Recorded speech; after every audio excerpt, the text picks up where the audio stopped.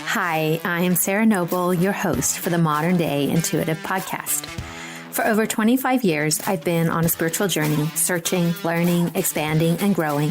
I've traveled the world, led by my heart, on a quest to know myself so that I can support others. This podcast was created from my deep desire to help you connect with your intuition and to inspire you to create a life where the impossible becomes possible and you live into your sacred dreams and desires. Thanks for being here and enjoy the show. Hello, my loves. Today I have a really deep and lovely reading with Shel Silverstein. She is an author and speaker and has a new book out at the moment called Finding My Sacred.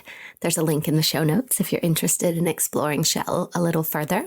Excuse my voice today. I'm a little raspy. And so in this conversation, Shel and I look at this old paradigm of stories and being lazy versus working hard. And we look at play versus working hard and the frequency of those. We talk about what is true freedom and that happiness is not a destination. It's actually created inside you. We look at protecting yourself is not fully living and how we have this collective story of achieving and success that is all wound up in that. And then our big self versus your not self and how to embody the true essence of who you are. Before we dive into our conversation, I would love to invite you to check out Alchemy, a school for the soul. I am enrolling for January mentorships, and it just feels so delicious and expansive and magical and all these beautiful qualities that I would love to share with you. So if you're interested in working with me in this capacity and deepening and expanding your magic and intuition in the world, you can find a link in the show notes to set up a call with me. And I am also looking for guests for the show. I have another spot to fill before the end of the year. If anybody is interested, I'd love to support you this way. It's one of my favorite things that I do, these readings. So I look forward to seeing you on my calendar. And now here is my reading with Shel. Enjoy. Hi, Shel. Welcome to the podcast. How can I help you today? Hello. I would like to know about my family relations and where it stands right now. Okay. So the first thing I notice is a clenching in your body, in your lower chakras, like your first and second chakra, when you ask the question, like almost a fear response, like, oh my gosh, what might she say? Wow. And you're showing me a gate on like a prairie. There's this big expanse of land and just beauty out in front of you, these mountains in the distance, and there's a river, and then there's this gate. And it's interesting. It's kind of like an iron gate that's very open and you have it closed and you're standing on the other side of the view, looking out at the mountains. And there's this sense inside you that, oh, I wish I could be over there, but look, this gate is in my way and I don't know how to open it. But when we look at the gate, there's really nothing to the gate. It's so superficial. You could just duck and walk like underneath the gate and go. And yet it's like you're believing that something is stopping you that isn't really real. So what happens? Yeah, what happens when I tell you that? Well, I was thinking just to myself this morning how I've set all these parameters up in my head. I have a lot of parameters, a lot of rules, a lot of expectations. And there was this fleeting thought of what if I didn't have those parameters up? And the thought came of freedom, but also the thought came of, well, then you'll be lazy. Tell me more about that, being lazy. I think it comes from my mom and my dad because they were always hard workers. I mean, my mom and dad are Navajo and they have pretty much had to have been on their own since they were 10 on. In fact, they both went to Intermountain boarding school about at the age of, I believe, 14. So they moved hundreds of miles away from their parents and were on their own from that point on. So there was no room for failure for either of them when they came to Brigham City, Utah. My dad he worked in a bakery after school, and my mom went into nursing. So they've always had to be really responsible. And I think they've instilled that into my head of, okay, you've got to be responsible, no sleeping in, make use of your time. Yeah. In fact, my dad would get after me if I slept in past 11. I was a teenager, and there were times when I would sleep in past noon. And one time I did that, and I found the door taking off its hinges. And he said, when you start waking up on time, you'll get your door back. And that lasted for about a month. And then I decided I better get my butt up at 10 a.m. at least. Yeah, I see that threaded through your family line of the paradigm of hard work, be responsible, no sleeping in, all those things. And we live in a new paradigm now where it's not about working hard. In my experience, it's about doing what you love. And when you do what you love, you show up because it's not really work. It's your purpose. It's your passion. It's what you came here as a soul to do. So it steps or exists outside of this paradigm of you got to get up at, the crack of dawn and work all day. And like time has changed. We live in a very different world to that. And yet I see that hooked into you still, which is very common, right? Like our family lines get passed down to us, the things. That makes sense. But I know I'm doing what I love now. And even now, I think my family, my son in particular, sees me and I'm going, but I'm doing what I love. So it doesn't seem like work. And today I pushed him out. I'm like, go do something for 2 hours while I'm doing this podcast. And he said, you know what, Mom, I live here too. And I said, I know that. Just give me 2 hours. So I'm well aware of, I really don't, now that I'm thinking about it, I really don't take time to play. I've been aware of that. And then at this point, I don't know how to play. I just know I just want to achieve. What if play became the path to achieving? It could. You're right. It very well could. It's funny, but I don't even know where to start. And I used to be playful all the time and joking. And I know I've lost that part of myself. When do you remember losing it? I believe I lost it around the time I became agoraphobic. So about 2005. Yeah. And we talked a little before, and you've been on this really big healing journey and changed so many things inside yourself. Yeah. And there's a sense of pride, actually, now that I think of it, with achieving that I never had before. And now I'm chalking things up, and there's like a sense of, I did that. I did that this week. And that's how I get my little spark now that I recognize it.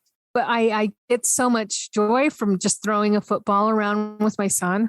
And we went 2 weeks ago, we went to like a carnival, and I only allowed myself an hour, but spontaneous moments like that are fun, but I know I don't do it very often. And there's still a sense of guilt when I do play.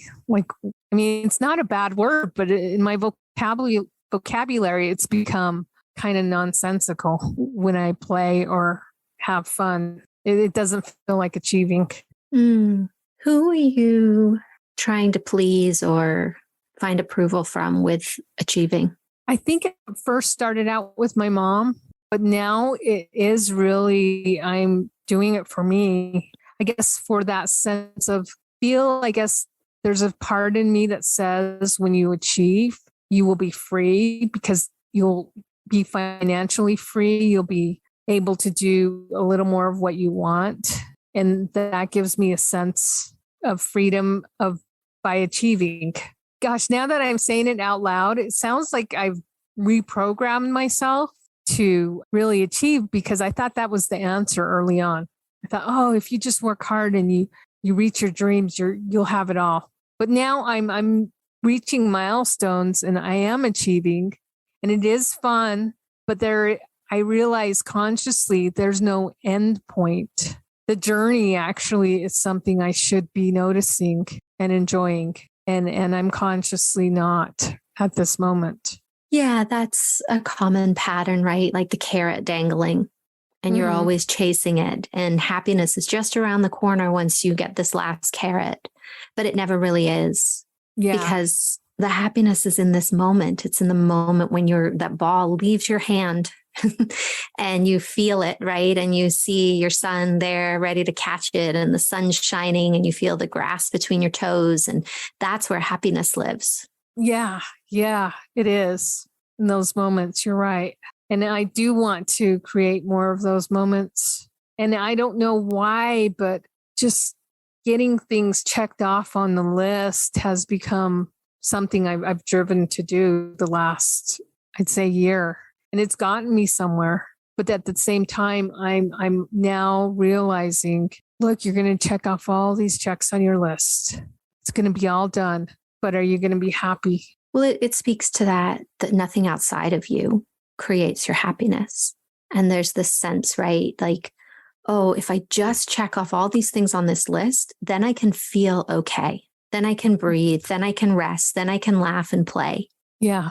Yeah, that's exactly, you hit it right there. That's what I keep telling myself. Yeah. Well, the magic lies, the real freedom lies in knowing that you get to choose to be okay in this moment, whether nothing is crossed off on that list or everything is. It's something you cultivate inside of you. Yeah.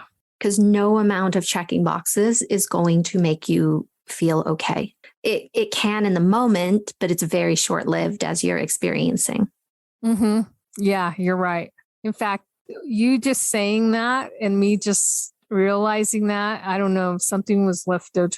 Something was lifted, like gave me permission of just be. Yeah. Just be. Yeah, you're showing me this image of these beautiful hands wanting to hold your heart, and like they're there and they're available to you. And there's this part of you that is hesitant. They're like, oh, I don't know. Like, what does that mean? Do I have to be vulnerable? What do I need to let go of? What do I need to allow myself to receive from these hands that they're hands of spirit is the way that I see them. And they want to caress you. And yet you're pulling, like you're not sure, like you're holding back. Yeah, I do find myself holding back, not just in that way. But yeah, I do have that inner fear of, letting go and just being happy and it all crumbling down. Yeah. Which I don't know where that came from. Well, you're showing me when you say that, right? Like it all crumbling down, you're showing me this picture of what I believe is your father, and you're building this wall together. Like you have the bricks and the cement, and it's like he's telling you this story of how you have to build this wall and make it strong because it's the thing that's going to protect you. And he's doing it out of so much love for you. Like he's just so tenderly showing you how to put the cement on and line the bricks up. That's him, because he would show me little things like stacking wood, and he would show me the correct way to do it. And he was always teaching me.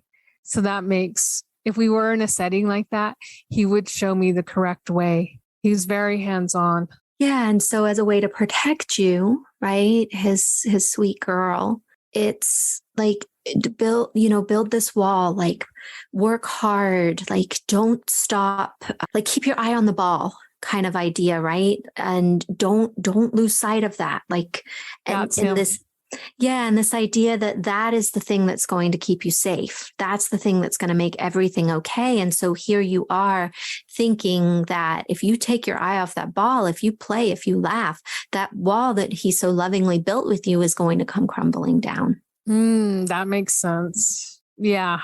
And my love, we both know the medicine lies in that wall come tumbling down. Wow. Yeah. I was in a group called Liftoff, and I was a mime in it, and I built this wall, and people were trying to get in, And finally, it took a while, but then I tore the wall down and I was able to touch people. Yeah. So I do. Yeah, I feel like I have built walls, and there's very few that have penetrated them.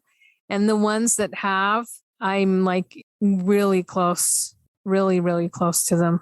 Yeah. And there's a way, right, where you have your inner circle. Those people that are your confidence, they have your back, they're your loves.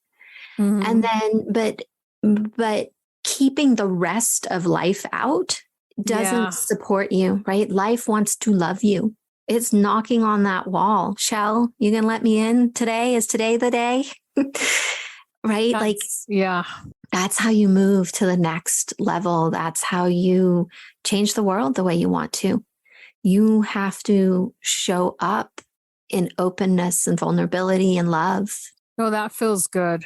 When you even just said that, I could feel the love coming from everywhere. It's always there. We're the ones that stop it.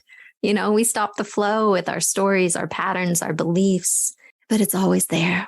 Yeah, I definitely feel a flow of love. It feels good. Yeah.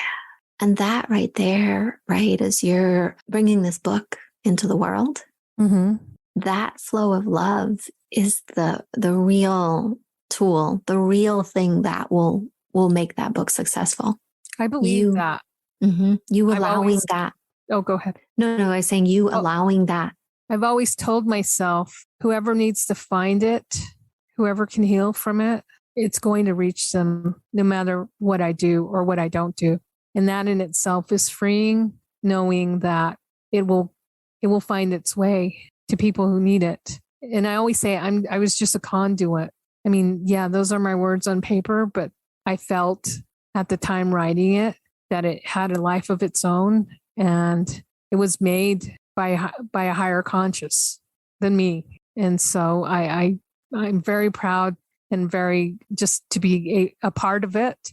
And it has a life of its own. When I finished the last sentence, it was like I gave birth. And it's like, there you are, my child. Yeah. And it's there to be shared. Yeah, the most magnificent creations, that's how they arrive. They come in where like you say, the conduit for just these beautiful stories and situations and magic, really, that wants to come in and be with humanity. And it chose you for this particular version and variation of that. Yeah, I believe that too. Wow. Just what you've said right now has been really healing. I knew I was aware, but I guess it took someone else showing me it, that I have the wall, and also to be aware of my programming of how I was believing that the only way you would accomplish anything is to constantly work and not play, not have any fun, and to that's a collective story. Achieving. Yeah. Sorry. It's a collective story we hold, right? Like and we get hooked into those. And you may or may not know this, but this year I have been in devotion to only doing what I love as a way to break free of that story, that you can't have a successful life by not working like a crazy person. And that by doing what you love in all areas creates the frequency of your success, right? However you define it. Yeah. And that's interesting too, when you say, however you define it, because my idea of success in the past is definitely different than my idea of success now. And it's almost like in the past, with the idea of success being, oh, you have to work, you have to achieve, no time for rest, no time for play. And it seemed like I was just going up a hill and I just kept sliding back, like not getting anywhere. And now I have loosened up. I've been able to trust. I've delegated some of my work to other people, because I was going to take it all on and do it all myself, because there's so many different facets to writing a book. There's people who design the cover, there's a website, there's audio, and there's editors, and it's a endless list. And at first, I tried tackling it all on my own. And it wasn't until the past 3 years I started delegating stuff out. So I got me an IT person, I got me a publicist, and things are flowing much easier since I've let go of some of the reins that I had held so close to me. Now that took trust, being able to entrust my book and my story with other people and having them take a part in it. But it's been really rewarding. Yeah. And that brings me back to where we started with you mentioning about these rules that you live inside of and these structures that you've created that for your life. And this example, right? You have a living, breathing map of how successful it was to let go of the reins, to let other people in and to help you. Oh, and yeah. Yeah, you can use that example, that frequency in other areas of your life when it shows up and says, oh, I don't have time for this, or, oh, I can't do that, right? To use this map that showed you, yes, you can. Yeah, that's true. It was really difficult to let go of the reins. And I know I've had issues with power and control in the past and probably still now, but that is something, I've been working on and trying to let go of, even in my parenting. And I know when I'm a little more relaxed and when I entrust others to help me, in fact, assist me, yeah, it's worked out better. But it's taken, I think that comes from my mom and dad too, where we're really prideful and it's hard to step back and ask for help, ask for assistance. Yeah, well, you came here to change that for your family line, right? Yeah.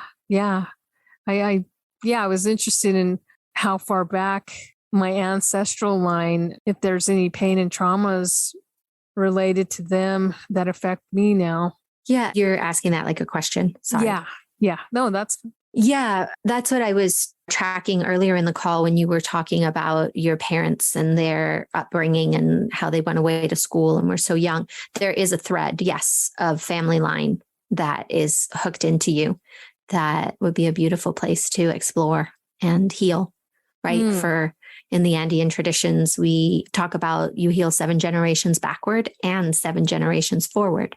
When you do your work and you've been on this incredible healing journey, and it doesn't, we might focus on one point of your life in that healing, and yet every area of your life is affected by that. It's not compartmentalized, and that extends back through your family lines and forward through them, through your son, right? Like you're changing his children's future.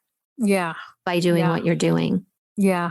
And I know I've been trusting him to make his own decisions. And that's been something that I think my parents, they wanted to do, to make all my decisions for me. And I realized that. And now I try to back out and take a step back when it comes to important decisions. And I allow him to do it. I allow him to make the choices.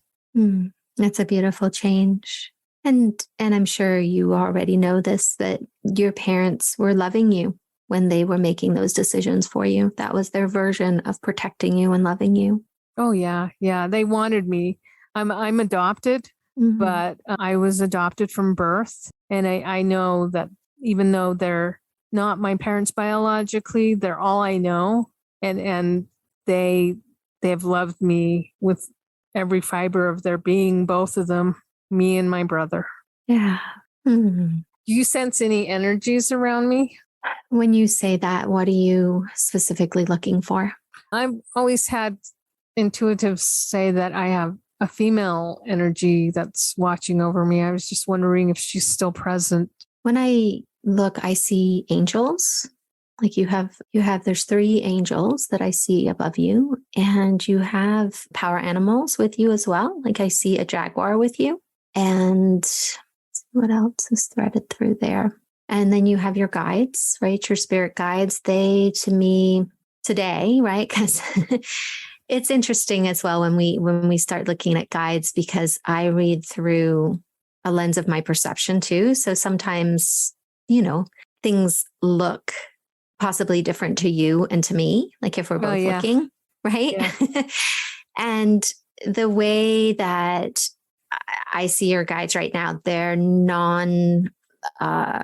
like they're not showing me either male or female. They're just like, we're here. That's we're fine. Here.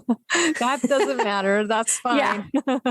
Yeah. They're like, it's not important. Like, we're here. Because I feel personally that I hone in half male, half female energy. To me, neither one's dominant.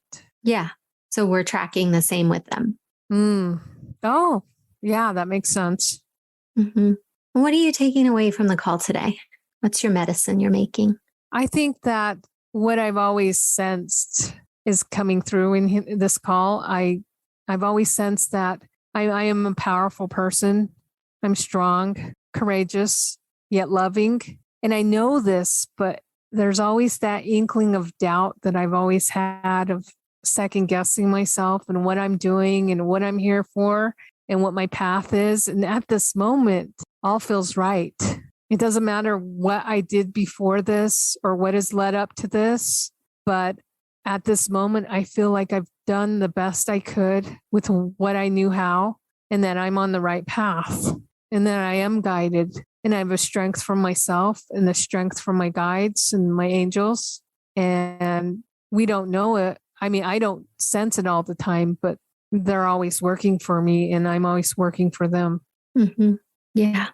And to trust. That's what's been screaming out to me the past year is trust.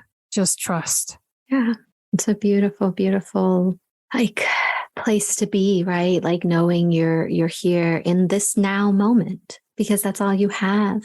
And it's trusting that it is one step at a time on the journey, and not about what you're achieving today, but how are you choosing to embody this moment? Yeah, definitely. Who are you? Yeah. Who are you in this moment? And is that the person that you desire to be? Wow. Yeah. In this moment, all feels right. And yeah, it's about the moment and continued healing wherever I can, in whatever way or modality I can heal through my dreams. I can heal through meditations. Yeah, there's different modes of healing that I can still tune into. And I know those ways will help me. Yeah. And one of the things I love to play, and I mean, words, right? They carry a lot of weight. And when we have this tendency as this point in our evolution as humanity, however we call it, where we feel like something's wrong with us and we've got to heal things. We've got to fix things. And if once we change this or once we do this, then we'll be okay. And the place I love to play in is that you're a divine creative being. You're part of God right now. The place, the word I love is I'm here expanding. I'm expanding into the truth of who I came here to be. Yes, expansion. Because there's nothing wrong with you. You are perfectly divine. And we're here on a journey of expansion, learning and taking opportunities and harvesting all the gifts and the gold that life wants to give to us. And from that place, I just feel my heart stays open more. Yeah. So play with that, see what feels true for you.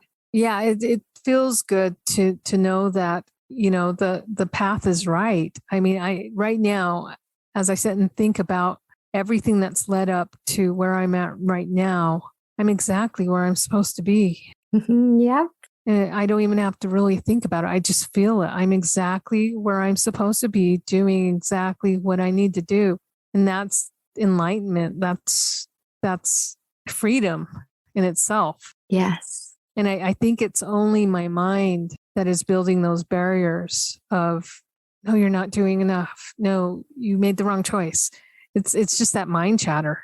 But without that mind chatter and you stop the mind chatter, it's just like, wow, I'm here. Isn't that great? I'm here at this moment and I'm able to experience. Isn't that beautiful? And then when that chatter goes to that, it's freeing and it's a weight lifted off. And that in itself is knowing.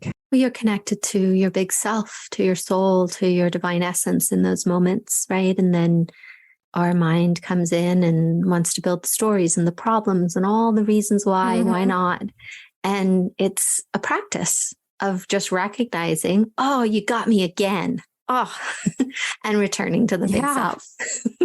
Yeah, I like that, the big self. So I want to listen to the big self, not the endless mind chatter. Exactly. Well, thank you, my love. Does this feel like an okay place to land today? Yes. Thank you. You've definitely brought an awareness that I will be more conscious of. And then I'm going to go play. Yeah.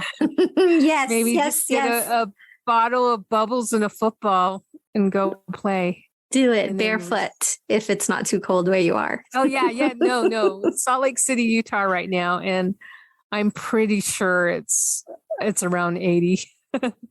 So we're good here.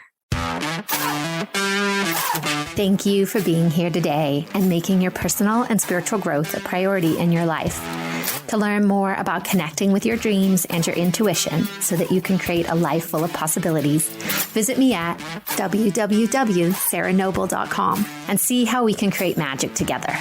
A big thank you from my heart to yours for making the planet a better place for us all.